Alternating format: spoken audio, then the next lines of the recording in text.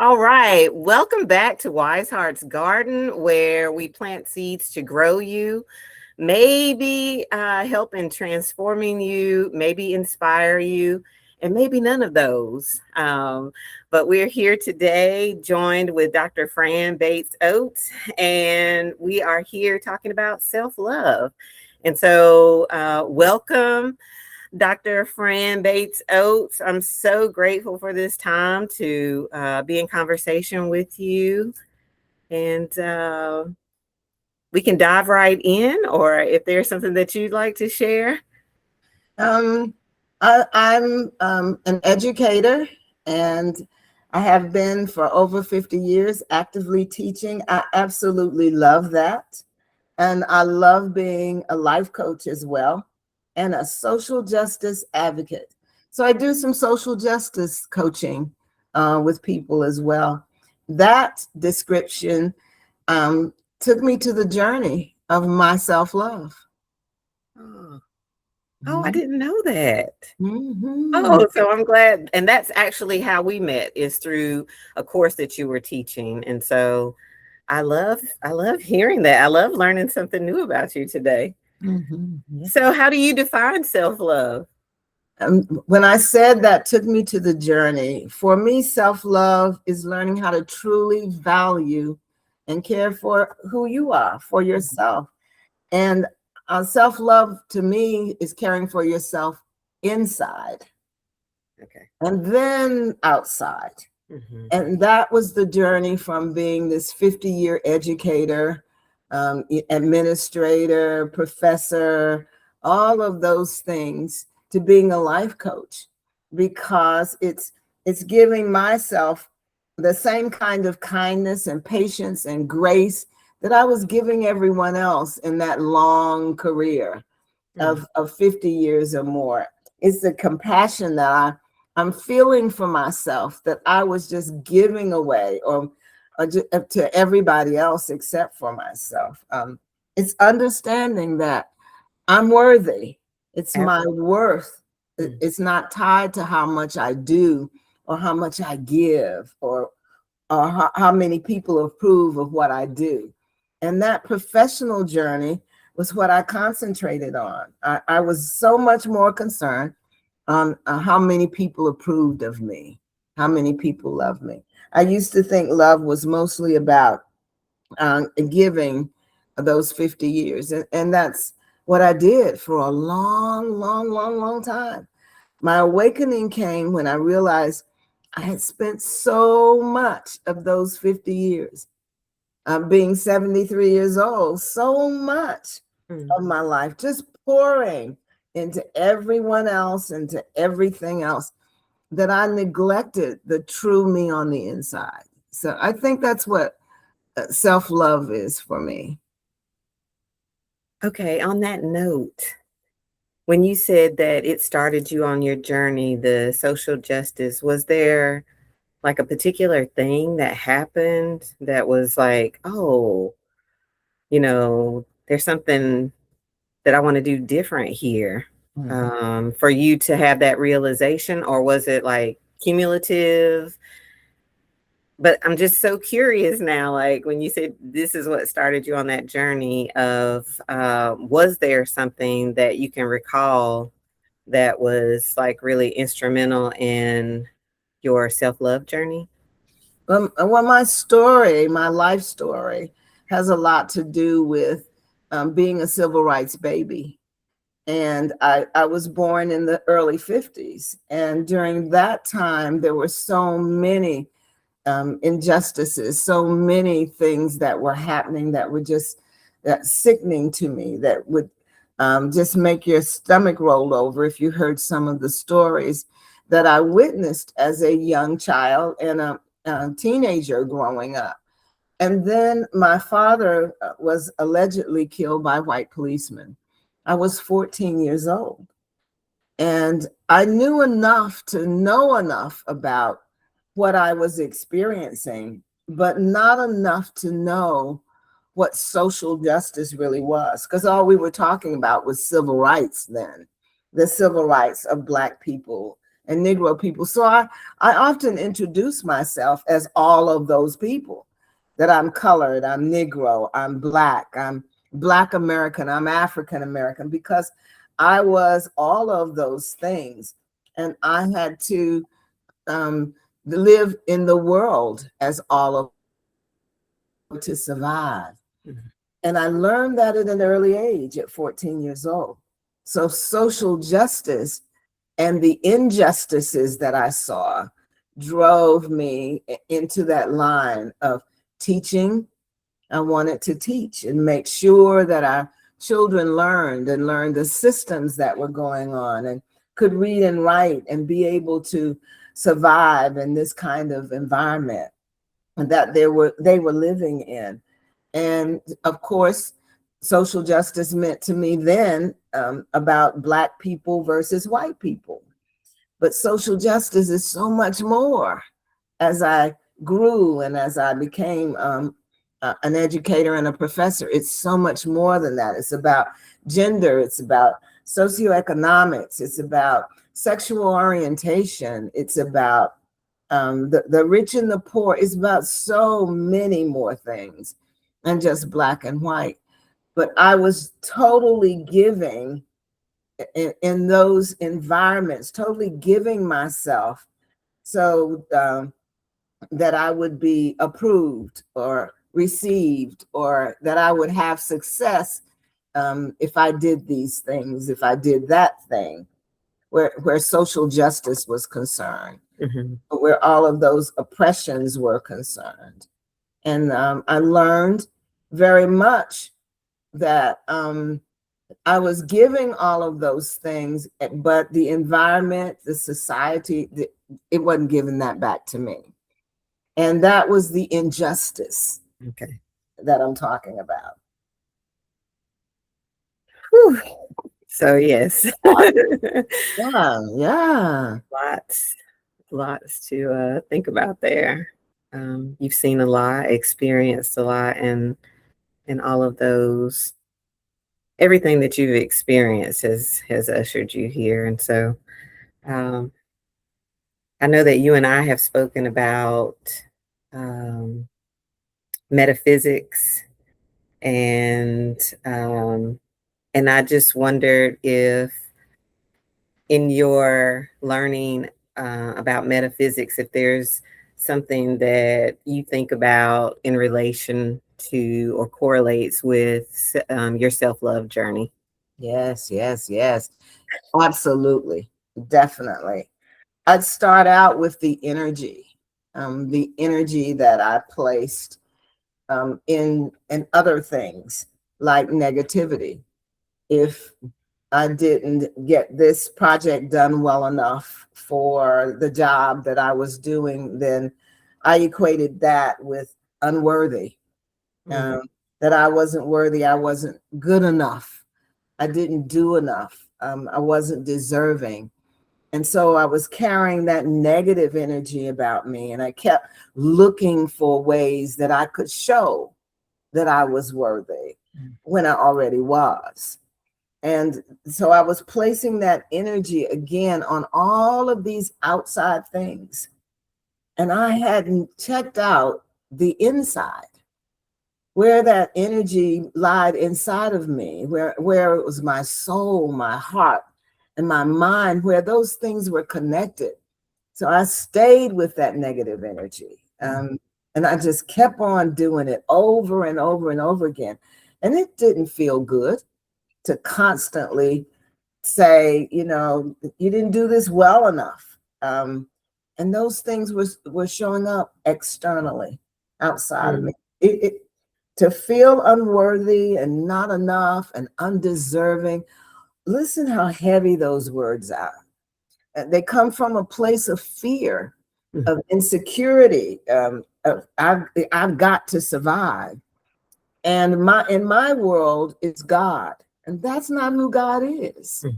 In my metaphysical world, God is love, God is light, God is abundance.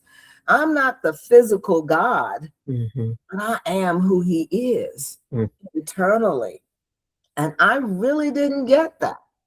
until the pain gets so heavy, you cry out, what in the world is going on? You know, how can, I change all of this? And so that energy had me to look at another principle of metaphysics, and it's how we treat ourselves. It teaches others how to treat us. In my coaching, I call it teaching somebody to have a listening for me. Have a listening for me. For example, let me give you a good example. My mother and my sister now know that when they call me or I call them, they may say something and I'll say, well, right now, that's not a listening. That's not what I'm listening for right now. Or they'll say, I know what you're going to say. I just love that. I just love that, Weta, when they say, I know what you're getting ready to say. Okay, I'll change how I said that. I've shaped their listening for me. They know I am no longer going to answer the phone and ask you, how are you doing? And you say, well, and you start hanging your shoulders over like the world is heavy. They know now when I say, how was your day? I'm looking for you to tell me first the great things about your day, because I'm going to tell you the great things about mine. You notice how I started with you today? Yeah. I'm going to tell you the great things about mine, and then I'll say these are the challenges. But I want to shape their listening for me. That's another one of the correlations between metaphysics. And then I want to become aligned with my purpose. I really want to become aligned with my peace and what that is, because that's who God is. And I know that's the purpose. I know the purpose that he has for me because I can feel it in my belly. I can feel it in my heart. They call it chakras. I can feel it when I speak. I know that it's aligned or it's not. I know in my belly when I shouldn't have eaten that, or I looked at that. I know that. And then I know that I'm living the life I'm meant to live. I'm having that paradise that I want to give each and every person that I'm with. So that who I am being when I'm with you causes this endless ripple effect of wholeness and peace and lots of possibilities for justice. So those are the ways I see metaphysics connected to this. Okay. So I remember when I was taking the course that you were teaching and how you would start out with celebrations and how that impacted me and how that rippled out like through my life and how I would speak. And then to hear how it's rippling out even because I know sometimes with family, I can't speak for you, but for me, it's still like a challenge for me and it's still a work for me because these are the folks that have known me the longest and they've known different versions of Weta, and sometimes it's difficult, right, to show up fully in who you are now. And so I love hearing that as you are growing, your family is growing also. You know, I know what you're going to say and let me change that. And they are working to meet you where you are in this version. So I love hearing that. And I can see, oh, I'm sorry, go ahead. The other thing that I have them to say is, if I'm saying something that doesn't make sense to you, just tell me it doesn't make sense. And then I'll say, okay, but I know that you heard me because it didn't make sense. And so that's wonderful to me, Weta. I know that sounds crazy, but it's kind of like they do this to the side and say, oh, that doesn't make sense. But they think about that. They think about it. Yeah. So for me, like, I always think about the garden and planting seeds. And so I know that everything that you're doing, wherever you are, that you are planting seeds, whether it's at your church, with your church community, whether it's at our social justice group, wherever you are with your family, the things that you are sharing are impacting other people. So I see all of that as you living in your purpose, Yeah. with each thing that you're doing. So love, love, love hearing that. Um, let's see. So, do you believe that self love is essential for us as humans, as far as healing, growing, and expanding into our highest self? Mm, that's really a good question. What a question. But without question, I know I spent a lot of time in that criticizing myself, in that whole realm of rejecting opportunities Mm, because I didn't think I was good enough, or turning around and looking at the mirror and saying, well, maybe I shouldn't wear that when it looked just fine. Whether or not I checked that out or not, the first thing I went to was, what would others think? I didn't check out whether or not I liked it, whether or not I felt like I was great looking in it. I was worried about, well, what would mamas think? Or what mm, would the pastor think? Or what would the teacher think? So doubting myself. And healing requires compassion, to really have the compassion for me rather than for others. It requires me giving myself permission to love myself and to live and to be human, even though we're going through these experiences, to remind myself. One of my coaching success strategies is to check out your habit. And if my habit was to instantly look at that outfit and instantly find something that wasn't there because of something someone else had told me, then I'm really not giving myself permission to be human. mm, And that experience really decides about how much I love myself mm, versus how much I'm worried about something else. And I know healing is a transformation, and it takes time. It takes practicing undoing the habit mhm, of self-sabotaging, the habit of criticizing yourself. It just takes so much time to stop living for validation mm, of something or someone or whatever that is, and have that pressure to prove my self-worth.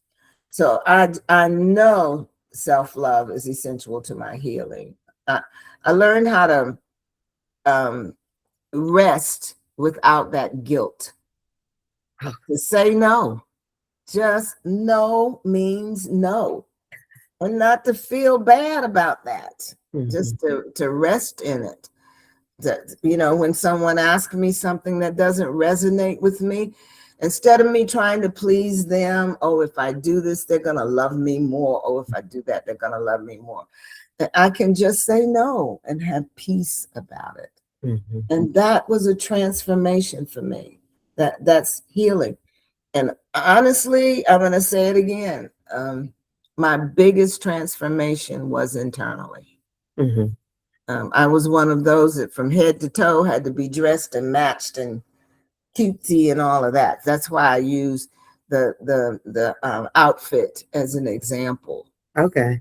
um, because that was, if I go out and I look like that, people are going to remember, how good I looked and how nice I look all the time and what my clothes feel like. But the biggest transformation internally was to know this time next week, they don't remember what I had on. Mm, They really don't get that. So that made me become lighter, just freer, mm. just like you put the flowers in your hair. Fear to wear this aqua color shoes with this blue, and no, they don't match. And no, they're not the same color blue, but just free. That's what I wanted to look like that day. So self-love really changed the way I live. the way I think, and the way I love myself. Yes, it's a healing, and it is a process. It does take time, but the constant practice Mm-hmm. and making that the habit Mm-hmm. rather than the Mm-hmm. habit, it's just so freeing for me. So it Yeah. sounds like you've created space, more space for joy, Mm-hmm. for you to really, you know, do the things that bring you peace or harmony or joy, instead of, yeah, just like you said, looking outward. It's an Mm-hmm. inside job, and you've really like checked in, you know, with yourself, and it's like, okay, what do I want to wear today, or how do I want to appear, or do I just want to say no? Like I don't have the capacity for that right now, Mm-hmm. and that brings you peace to just really, really center yourself. Mm. That's beautiful. Center yourself. I love hearing that. Mm. And I mean, I can identify and relate with so many things that you were sharing on how I was so focused outwardly for so long, how I judged myself, how I was seeking validation, and now life does feel lighter. Mm. And so I'm grateful to have reached this point in my life, especially having been surrounded by some women that um, I remember looking at some elder women and just thinking, I don't want to be angry. I don't want to be bitter. I wondered what it was that was causing like some of the interactions that I was having. And I was like, I really want to get to a place before I get to that age where I'm not showing up in that way, where I Mm. can be free, where I can liberate myself, where I can say the things that I want to say, like, no, I'm not available for this, or I really want to do this thing, and be able to just, you know, be in my fullness in this Mm. lifetime. So Yeah. I remember you talking about this was your healing lifetime, and I loved hearing that too. You That remember? absolutely, I Yes. am deeply impacted by you in my life. So yes, I remember. Um, This is my healing life. And it is how I can smile with all that's going on around me outside. mhm, Because internally, I know it's already done. mhm, mhm, It's already fixed. If that's what it needs to be done, it's already perfect. It's already perfectly made just for me mhm. because I will it to be that way. Yes. Yes, that's beautiful, Rita. Thank you. Yes. Oh yes, thank you. Okay, so what do you think are the reasons, or if you can think of reasons that people may struggle? I know I have, but just what are your beliefs around why people struggle with choosing to love themselves? Um, I remember as a little girl, um, church was always a part of our culture, a part of our habits. Go to church on Sunday night, BTU, sing in the choir, go to Sunday school, go to Wednesday night prayer, nothing wrong with any of those pieces. Mhm. But what I was taught was that I was a good girl or a bad girl. And often when I left the house, the first thing mama would say, and I'm not criticizing mama, Mhm. but the first thing she would say was, be a good girl now. And so I went with the idea that being a good girl was perfection, Mhm. that I Mhm. had to be perfect.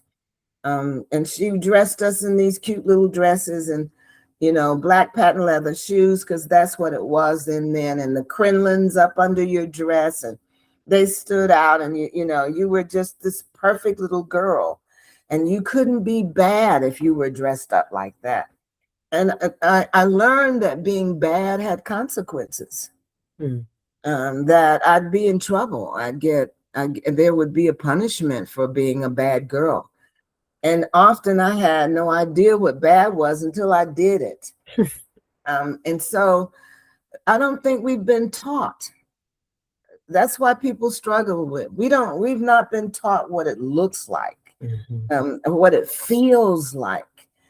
Some people grew up feeling like love had to be earned. That was unfortunate.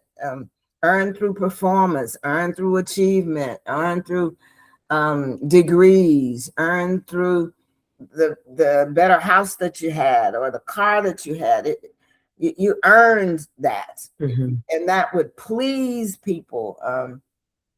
Whoever else needed you to be that. That's what you were. So we were never taught that we were looking for love in all the wrong places, as they say. But that these experiences can shape how people look at themselves for their entire life. Absolutely. You're good or you're bad or not. There's a song by Jill Scott. I don't know if you know her as an artist.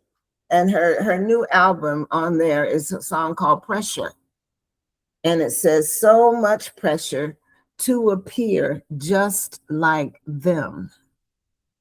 And so society, that's another reason why people struggle, because our society says you cannot be a principal of a school unless you are all of these things.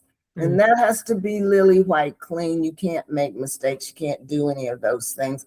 And society has this huge role, and it says, this is the way we should look if we're going to be successful. Now, the young people are even saying this is the way you should look.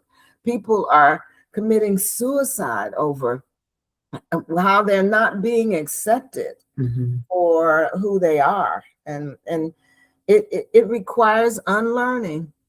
Absolutely. It requires unlearning a lot of that. Because I deserve the same love that I was so willing to give everyone else. So I think those are the couple of reasons I think people struggle with choosing themselves. Thank you. Again, I can relate to that because I just think about, growing up and what was expected. And when you said the good girl, be the good girl, that's the role that I was given at, a young age at the very beginning. And that's the role that, I took on, I internalized. Yes, It became performative. Mm-hmm. That this is the only way that I will gain love and acceptance is if I am the good girl, and how that was associated with perfection. And so I'm still working to unlearn. It still shows up for me. It's like that well-worn groove in the albums that it's still there. And but I can be with myself, and I'm still continuing to build capacity to be with all of life. So when that part shows up, I'm like, okay, I recognize you and I love you. And I thank you for ushering me to this place in my life. But I think I got it now. Yeah, So I love that. Affirm it. Yes. And lots of people say, well, I'm just going to block that out of your mind. You can't block it out of your mind. I love that. That you acknowledge it. Oh, absolutely. I just learned that once I acknowledge something, I take that power away. Yes. And I'm just so, like I said earlier, I'm so grateful to be at this place in my life, like to even have that knowledge and to have the toolkit that I have now to be with life. And not feel like I have to perform any longer. And if people are not okay with whatever I'm doing, then okay, they're not my people, and that's okay. And I can still love them, and I can still continue on my journey. So thank you. Were you going to say something? No, I think that's great. Oh, okay. And finally, what is a self-love truth that you wish everybody understood? Wow. One thing I wish everybody understood is something we've already said. You don't have to earn your worth. You're already worthy. Already. It's your inheritance. It was what you got when you came here. It was what you got. The first thing that's formed in the womb in your body is your heart. It was already there. And so you're already worthy. You're worthy exactly like you are.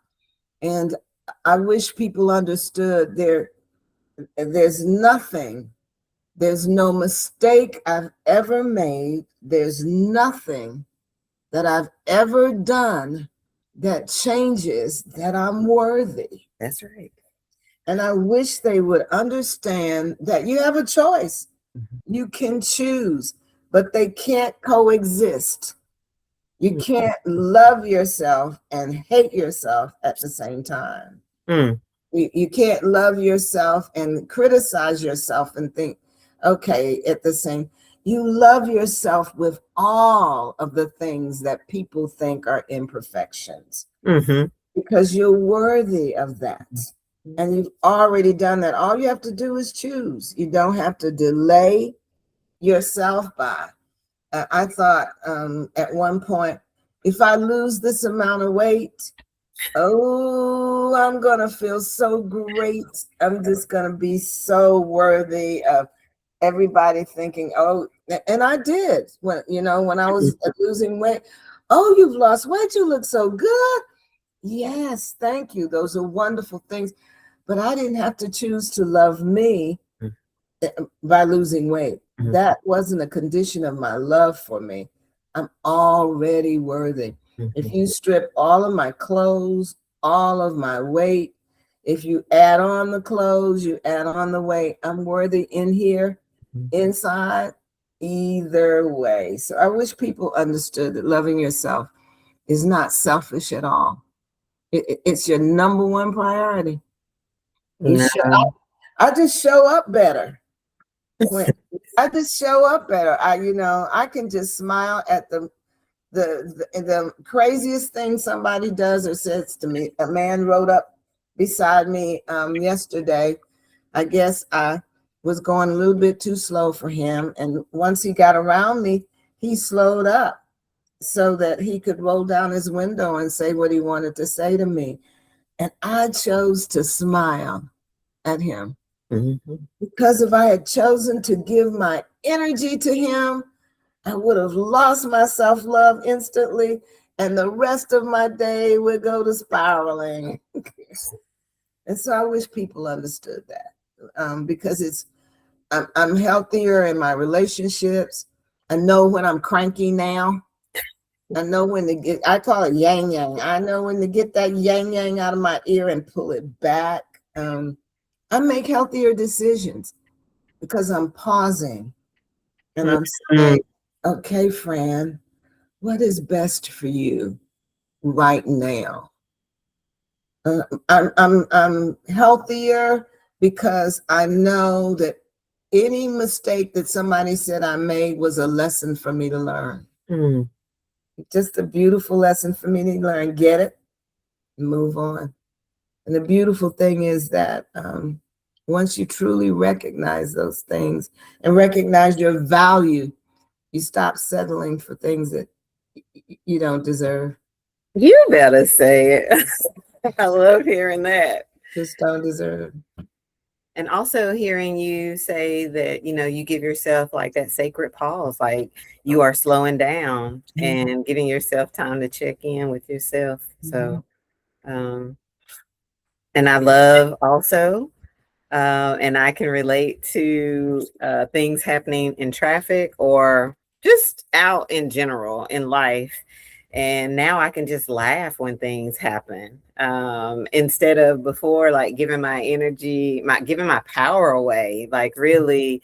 And just like you said, thoughts and things and everything changes. And just because of where I am now, but yeah, just me laughing.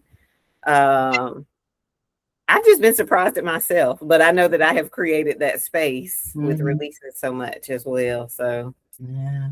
Thank you. All of that is I love the word power.